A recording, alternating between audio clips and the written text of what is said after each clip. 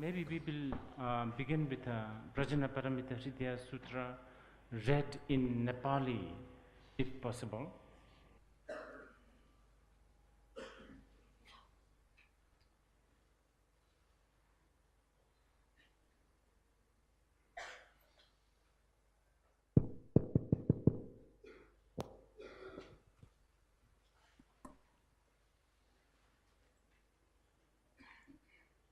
अवाक्चिन्ताभिलपनां प्रज्ञापारमितामजाम् अनिरोधां नभोरूपां स्वसंविज्ञानगोचरां प्रत्येकैकस्यतां वन्दे त्रिकालजिनमातरम्। मैले यस्तो सुने एक समयमा भगवान राजगृहमा गृद्धकूट पर्वतमा ठुलो भिक्षुसँगका साथमा र ठुलो बोधिसत्वसँगका साथमा बिहार गर्नुभएको थियो। त्यो बेलामा नै भगवान गम्भीर अवसम्बोध नाम गरेको समाधिमा प्रवेश गर्नुभयो। त्यही बेलामा आर्य अवलोकितेश्वर बोधिसत्व महासत्व गम्भीर प्रज्ञा पारमितामा चर्या गर्दै रहँदा यसरी हेर्नुहुन्थ्यो कि 5 स्कन्धहरूलाई स्वभाव शून्य देख्नुहुन्थ्यो। अनि आयुष्मान सारीपुत्रले बुद्धको अनुभावले गर्दा आर्य अवलोकितेश्वर बोधिसत्वलाई यस्तो भन्नुभयो, जो कोही कुलपुत्रले यो गम्भीर प्रज्ञा पारमितामा चर्या गर्न इच्छा गर्दछ भने उसले कसरी सिक्नु पर्दछ। यति भनेपछि आर्य अवलोकितेश्वर बोधिसत्व महासत्वले आयुष्मान सारीपुत्रलाई यस्तो भन्नुभयो, हे सारीपुत्र, जो कोही कुलपुत्र या कुलपुत्रीले यो गम्भीर प्रज्ञा पारमितामा चर्या गर्न इच्छा गर्दछ उसले यसरी हेर्नु पर्दछ। ती पञ्चस्कन्धहरूलाई पनि स्वभाव शून्य देख्दछ। रूप शून्यता हो, शून्यता नै रूप हो। रूपभन्दा शून्यता बेग्लै होइन, शून्यताभन्दा रूप बेग्लै होइन। जुन रूप हो त्यही नै शून्यता हो, जुन शून्यता हो त्यही नै रूप हो। यसै गरी वेदना, संज्ञा, संस्कारहरू र विज्ञान पनि शून्यता नै हुन्। यस प्रकार हे सारीपुत्र, सम्पूर्ण धर्महरू शून्यता लक्षणवाला छन्। उत्पन्न नभएका, निरोध नभएका, मल नभएका, विमल पनि नभएका, कमी नभएका, सम्पूर्ण पनि नभएका छन्। त्यसकारण नै सारीपुत्र, शून्यतामा न रूप हुन्छ, न वेदना, न संज्ञा, न संस्कारहरू, न विज्ञान हुन्छन्। न चक्षु हुन्छ, न कान, न नाक, न जिब्रो, न शरीर, न मन हुन्छ। न रूप हुन्छ, न शब्द, न गन्ध, न रस, न स्पष्टव्य हुन्छ, न धर्महरू हुन्छन्। न चक्षु धातु हुन्छ र त्यहाँदेखि लिएर न मनोधातुसम्म केही हुन्छ। न धर्म धातु छ, न मनोविज्ञान धातु छ। न विद्या छ, न विद्याक्षय छ र यहाँदेखि लिएर न जरा मरणसम्म केही छ। न जरा मरणको क्षय नै छ।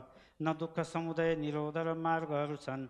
न ज्ञान छ, न प्राप्ति छ, न अप्राप्ति नै छ। त्यसकारण हे सारीपुत्र, प्राप्ति नहुनुले गर्दा बोधिसत्वहरूको प्रज्ञा पारमितालाई आश्रय गरेर चित्तको आवरण हट्दछ। चित्तको आवरण नभएपछि त्रासरहित भएर विपर्यासहरूलाई अतिक्रमण गरेर निर्वाणमा स्थित हुन्छन्। तिनै कालमा भएका सबै बुद्धहरू प्रज्ञा पारमितालाई आश्रय बनाएर नै अनुत्तर सम्यक सम्बोधिमा अभिसम्बुद्ध भएका हुन्छन्।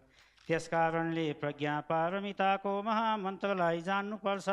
जुन अनुत्तर मन्त्र हो त्यो समानको अर्को कुनै पनि नभएको मन्त्र हो। सबै दुःखहरूलाई शान्त पार्ने मन्त्र हो। यो सत्य हो, मिथ्या नभएको हुनाले प्रज्ञा पारमितामा बताइएको मन्त्र हो। जुन यस प्रकार छ, गते गते पार सङ्गते बोधि स्वाहा। गते गते पार सङ्गते बोधि स्वाहा। गते गते पार सङ्गते बोधि स्वाहा। यसरी सारीपुत्र, गम्भीर प्रज्ञा पारमितामा चर्या गर्न बोधिसत्वले सिक्नु पर्दछ। अनि त भगवान त्यस समाधिबाट जागेर आर्य अवलोकितेश्वर बोधिसत्वलाई साधुवाद दिनुभयो। साधु साधु कुलपुत्र, त्यो ठिक हो, कुलपुत्र त्यो ठिक हो। गम्भीर प्रज्ञा पारमितामा यसरी नै बोधिसत्वले सिक्नुपर्छ, जस्तो कि तिमीले निर्देश गर्यौ। तथागत अरहन्तहरूले अनुमोदन गर्नुहुन्छ। भगवानले यस्तो भन्नुभयो, उदात्त मन भएका आयुष्मान सारीपुत्र र आर्य अवलोकितेश्वर बोधिसत्व सहित त्यो सबै परिषद, देव, मनुष्य, असुर, गन्धर्व सहित लोकले भगवानले भनेको कुरालाई अभिनन्दन गरे।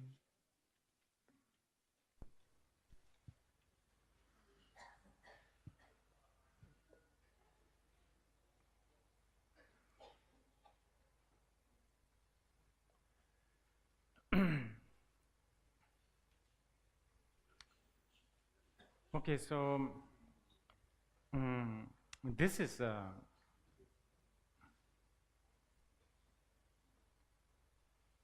quite a deep and vast subject, and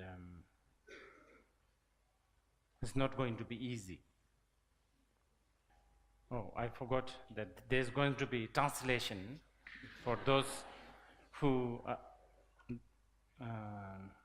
not Chinese. They will have to bear with this, but probably this is also a good thing, because those who do wish to get into Prajnaparamita deeper, you might want to take note, and this gives you time to make notes. They are supposedly, in fact, they are supposedly, the teaching is so vast that what we have today, at least in the Tibetan translation, we have 100,000 verses, Prajnaparamita. About 12 volumes. Now this is, Tibetans and Indians are not so good with numbers, but this one is not an exaggeration. Then there's Niti, we call it, 20,000 verses, the collection of Prajnaparamita, 20,000 verses. And then there's also the 8,000 verses. And then the, Prajnaparamita, even those who don't really understand what is in the text, in the Mahayana countries such as China, Tibet, it's quite a big deal. There are traditions such as just to having the collection of books in the shrine. Sometimes lay people request monks to even do what we call the sharche, which is just flip through the pages, not even read, just flip through.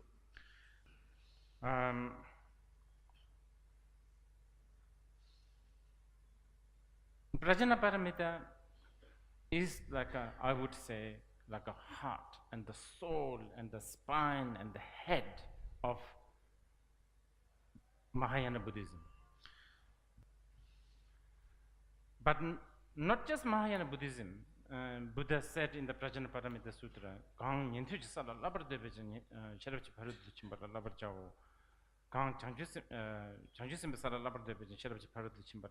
which means those who want to achieve liberation of different categories such as Arhat or Bodhisattva, Yana, and so on and so forth, they all have to go through the Prajnaparamita. Basically, it's very important. In fact, Buddha said this is the only way. But of course, this time we are sort of just touching and discussing the Prajnaparamita Hridya, which is the quintessential Prajnaparamita Sutra, which is only like 2-3 pages. And I insist, we are only going to sort of, we will try to just provoke some curiosity. That's all, I could do. It's,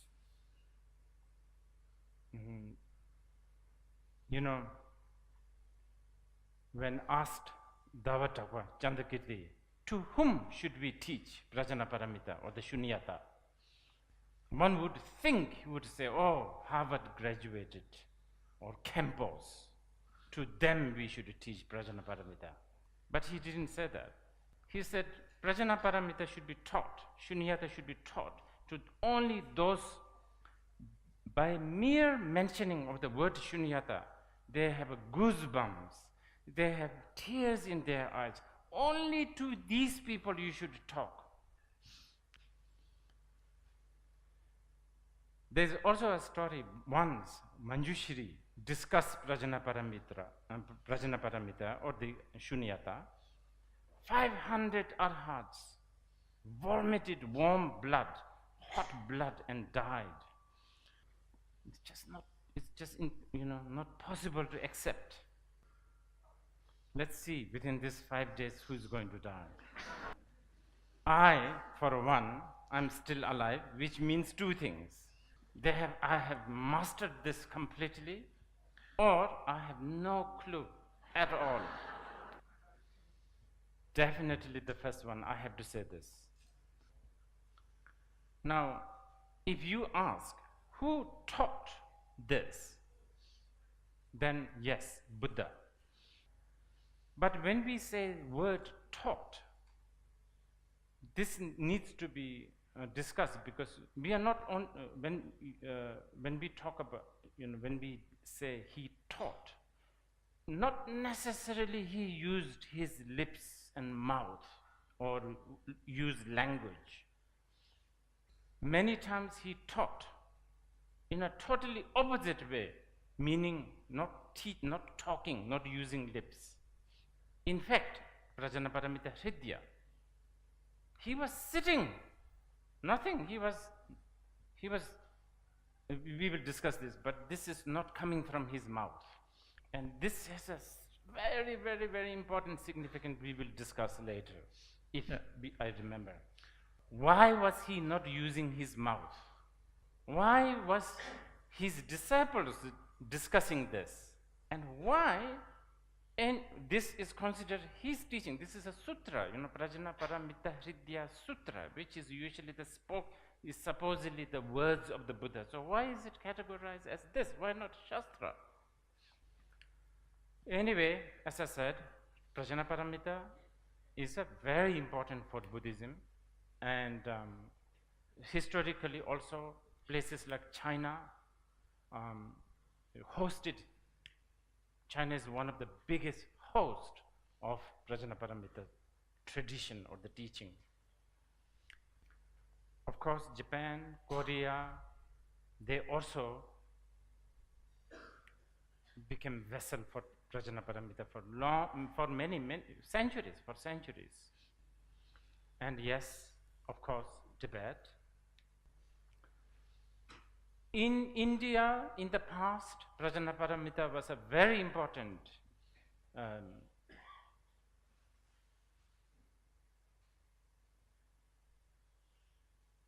especially,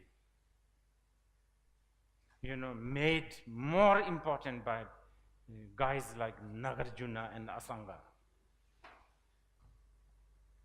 Okay, you might want to ask, what's the benefit of this Prajnaparamita? Will it help us have good sleep? Yes, definitely. I'm not making it up. I'll quote.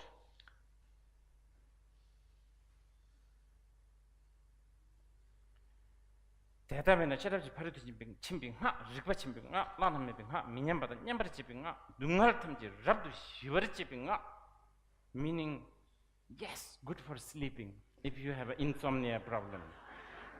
如果你有这个失眠症的话 Nepali translation? 능할 탐지 all the dukkha's will very good. Yes, it includes everything. Is it good for relationship? In case you are having a relationship problem, yes, it's good for this. Is it good for parenting? Absolutely. Should you be talking to your infants, babies, kindergarten students? Should you be talking to teenagers? Yes, this should be one of the subjects. Is this good for business? Oh my goodness. Very much. Very much. I mean, even in the Indian tradition, Suresh, please correct me. There's something called, they say you need to have fun. Then in order to have fun, you need to have money, and you need to have a discipline. And finally, they say moksha. You need to know everything is illusion. These days, the fourth is what you don't hear from Harvard or Yale. They teach you how to have fun. What is fun? They teach you how to make money to have fun. They teach you how to have the discipline, thousands of books, but the last one they don't teach, that everything is an illusion. That they don't teach. This is why the business people, they suffer. Yes, so this is for happiness, this is for health, but they are all bonus. They are not the aim. I like quoting Chandrakirti, this one, again and again. What did Chandrakirti say? Chandrakirti said, the idiots do bad things and go to hell. Idiots do good things and go to heaven. Idiots still. Only the wise ones go beyond good and bad and get liberation. So this is so important. Is the aim to be happy and healthy and calm and peaceful? No. I have to insist this, because Buddhism is associated these days with happiness. Very dangerous. I will protest wholeheartedly. Buddhism is not for happiness. Remember, idiots do good things and go to heaven. They are the idiots who want happiness. To be non-violent is not a Buddhist aim. I mean goal, ultimate goal. Yeah. They are bonuses. This is so important before we even begin this. So for Buddhism, out of lack of choice of words, I will use the word liberation. Liberation is the goal.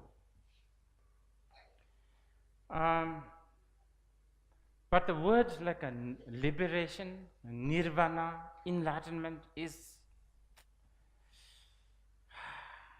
they are so, I don't know, should I say overly used, or there's just so many, these words are used in so many ways. There's a nirvana hotel, there's a nirvana escort service, so on and so forth. We don't know. There's so much used. I mean, there are good reasons why it became like that, because of language, because of culture, and also because of capacity of people. So the liberation is heard and understood in many, many levels and different ways. Okay? For now, just for the sake of, this, how many days we are doing this? 5 days? 5 days, yeah. For this 5 days, but at least let's call liberation. When we say liberation, we are talking about, we are referring to realizing the truth. I think this will do for now.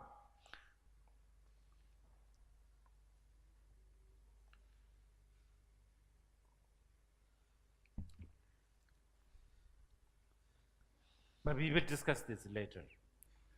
Okay, now, before we begin this, we need to prepare a few things. We need to prepare, or I don't know, how should I say? We need to have a sort of a mutual sort of understanding between, mutual understanding. So I'd like to prepare a few things here first.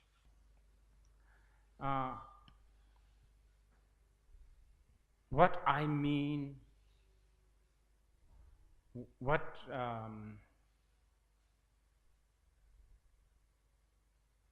I mean by a certain phrase, language, words. Let's prepare a little bit. Well, we need to also sort of appreciate a little bit about how the Indians think. The Chinese and the Europeans, you'll have to sort of switch this a little bit.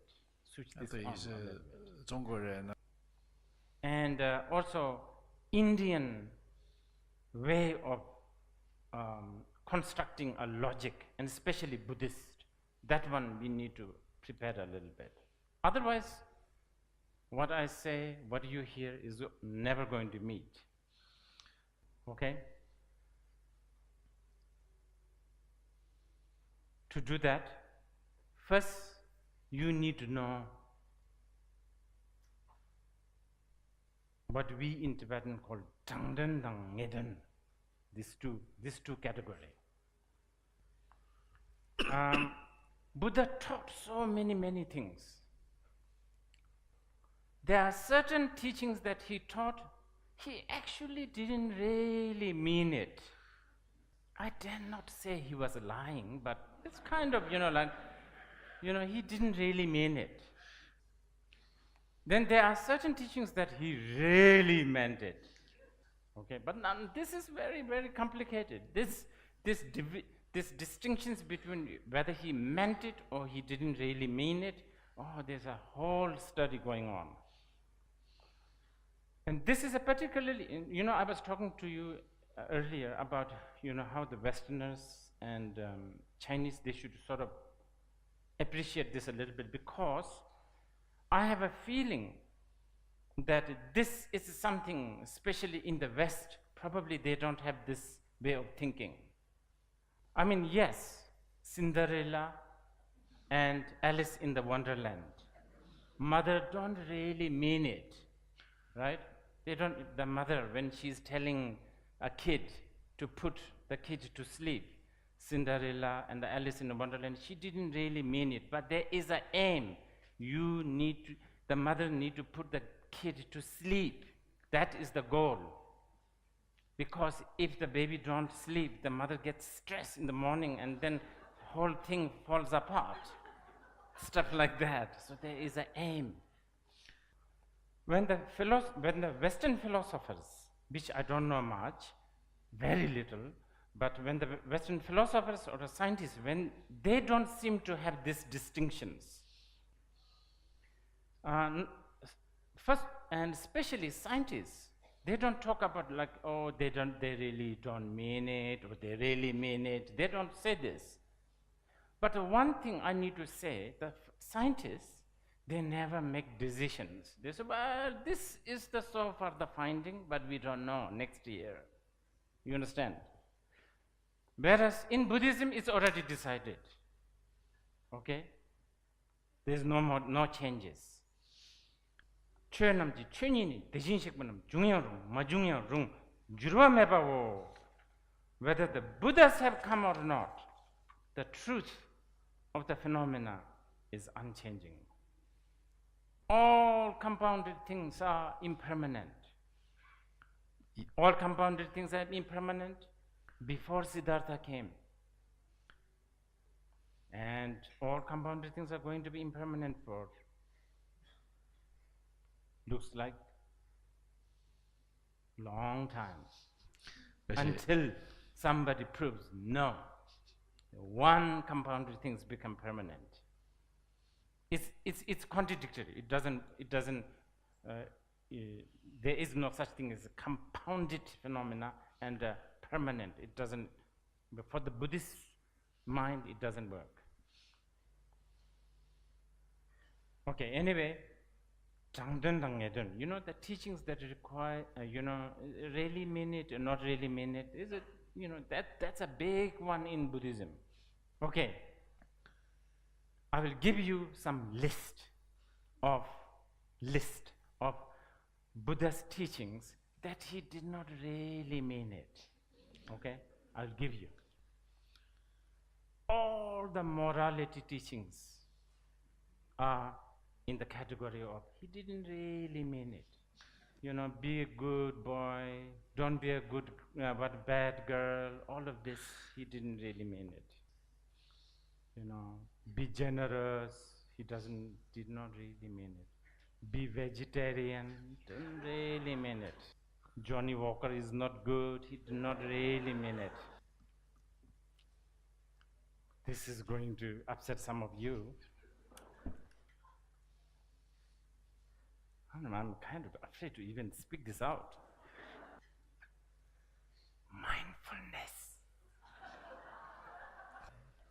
Mindfulness. These days, Buddhism, mindfulness this, mindfulness that. Buddha didn't mean it. I'm sorry, but Buddha really did not mean it. Because if mindfulness is what Buddha really, really meant it, Buddhists will have forever constipation. Forever. Then another one. Love and compassion.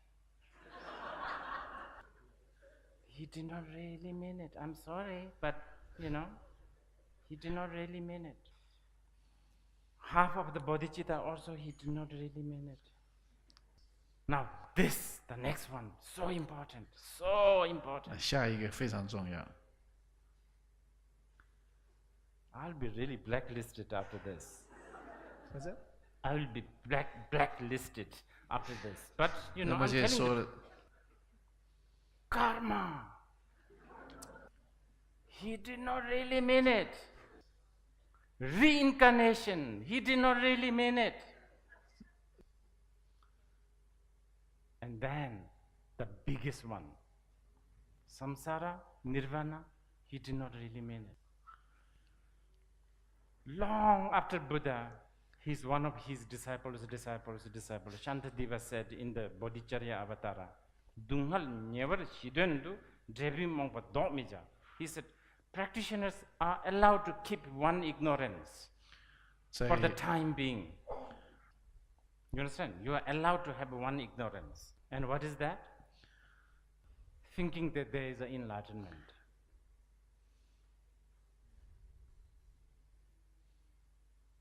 So, this is a very brief list.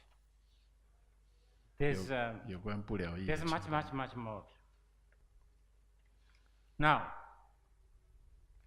what are the teachings that he really meant it? One that we are supposedly going to be discussing for the next 5 days.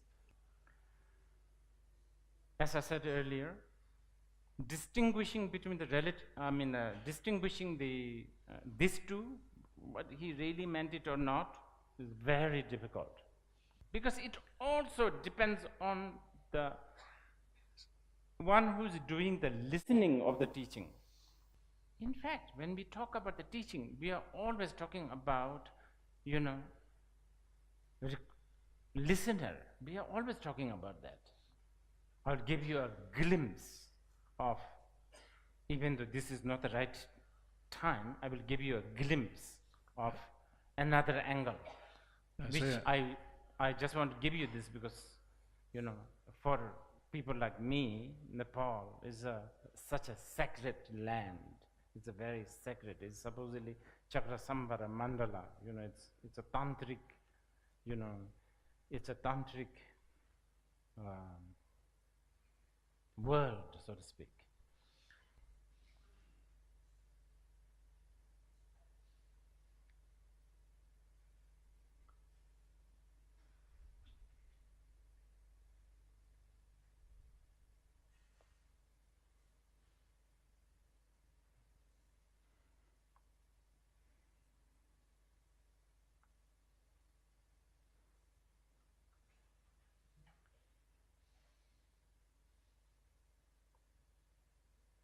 Now,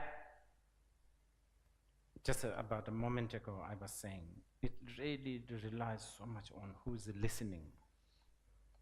Okay, so if you read the life of the Buddha story, first thing after he achieved enlightenment, what did he say? He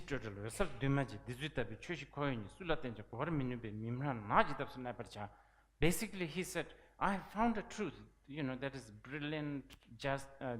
brilliant, extremeless, peaceful, so on and so forth, but that no one is going to hear this. Therefore, I'm going to keep quiet in the forest. This is what he said. Ordinarily, you hear, oh, he doesn't want to teach, because, it's too, we will not be able to hear it. He's not going to teach. And then what? The ordinary story is the Brahma and the Indra came rushing and said, please teach, give him, conch and so on and so forth. That's the story. That's how the story goes. But from another angle, that was the most important teaching. beyond words, you will not hear it. There's no words, there's no language to That's teach. Profound, brilliant, deep, vast, infinite, uncompounded truth. He was already introducing that right at the beginning. I mean, think of it. Isn't it brilliant? He did the two things in one go. When he said, I'm not going to teach because nobody is going to hear it, from one angle, it's not what he really meant it. But on the other hand, he actually meant it. You know what I mean? The same phrase, both there, depending on who is hearing it. And then, anyway, the story goes like this. He went to Saranath, and there he taught Four Noble Truths. And for the common students, he taught about how the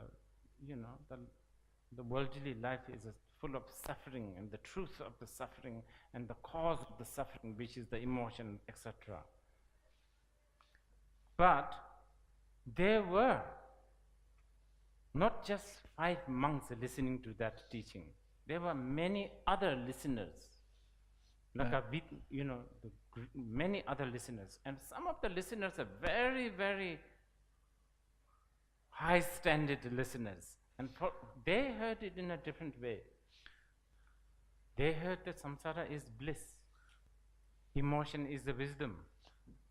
Okay, so between these two, we need to also discuss which one he really meant it, and I'm talking from the listener's point of view now. And this is really important. Now with this, we will begin with the text. Sutra always begins, thus have I heard, thus I have heard.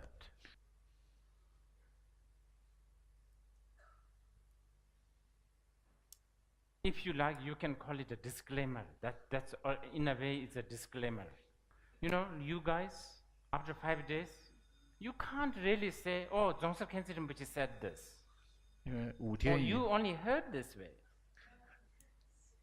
Unfortunately, there's a recording machine, I know.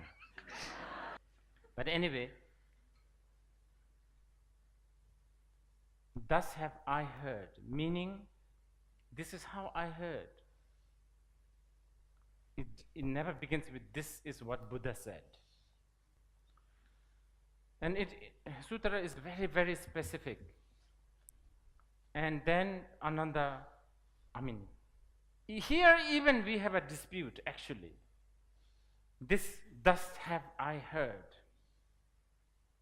Some people say this, thus I have heard. This I is Ananda. Others disagree. Bhava Viveka, one of the great Madhyamikan philosopher, he said that I, thus have I heard, that I is actually Vajrapani. And then some other Indian Panditas, they say that's actually Manjushri who is saying this. I just want to tell you this because you need to know the culture of Buddhist teaching, so to speak.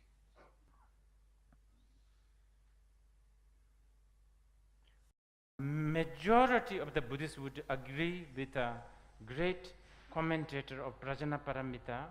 His name is Singha Bhadra. He's really, really important. He's a very important Prajnaparamita commentator. He says it's Ananda. Other specific, at Rajgir, a specific place, at one point. Already saying the Buddha have said different things at different audience and different places. This is important for the Buddhist students to know.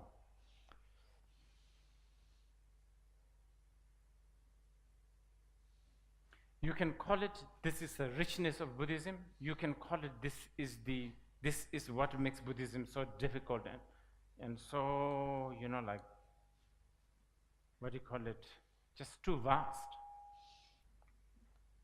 It would have been so easy if Buddha said, okay, all Buddhists, no chicken. Nothing to do with, he really meant it or not meant it. No chicken. Go to Bodh Gaya once in a lifetime. Like that. All Buddhists must wear socks. Like this. Wouldn't be so easy. So easy. You can look at this. This is reflected to the Buddhist life also. Look at these monks and nuns. They shave their hair paranoidly. But then you go to, I don't see it today, usually Nepal is full of this, but anyway, probably in Bauda, there are yogis who have long hair. They shave their hair paranoidly. They're both Buddhist. One is really trying to shave, the other is really trying to keep. What is this? And then even Buddha's disciple, there's people like Ananda or Shariputra who look so serene, bare feet, begging bowl, shaved head, speaking very gently, monk. And then there are people like Manjushri with the earring, necklace, aftershave, everything. And some sort of almost inseparable boyfriend and girlfriend together. And we accept both. We proudly accept them. This diversity, the richness, which can be very rich but can be very confusing. That's Buddhism for you now. Okay, we will soon going to have a break, but before break, one more preparation. Language. This is a difficult one.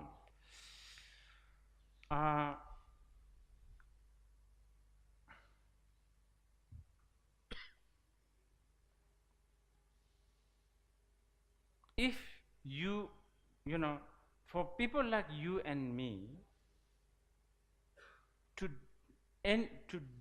what we are trying to do is really trying to, the final aim, remember the liberation, the discovering the truth.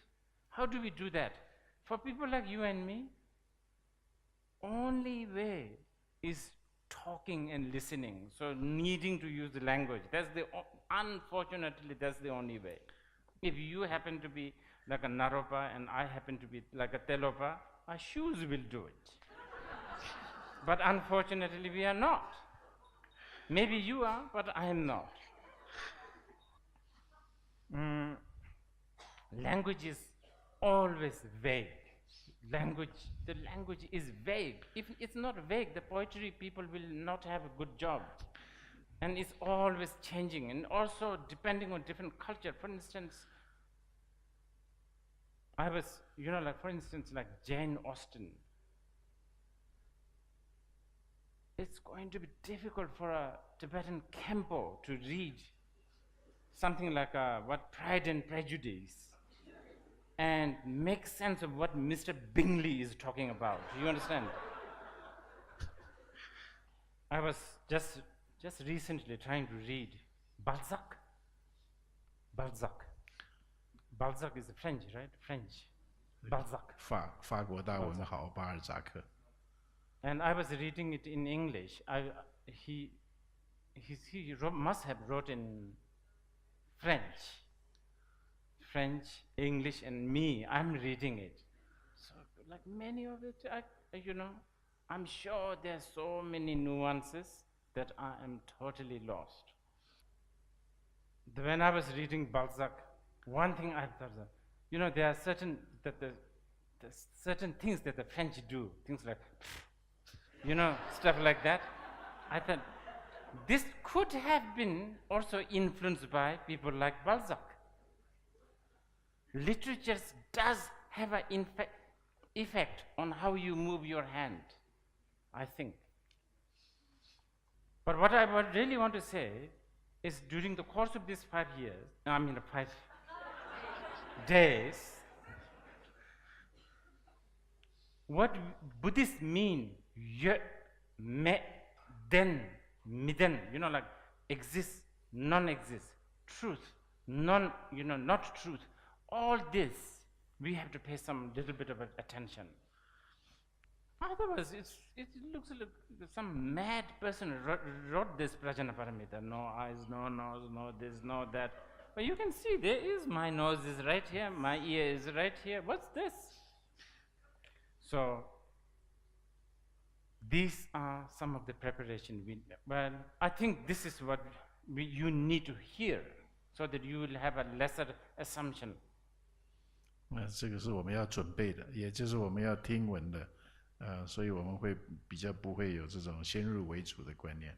Okay, so we will take a break now for like maybe 15 minutes.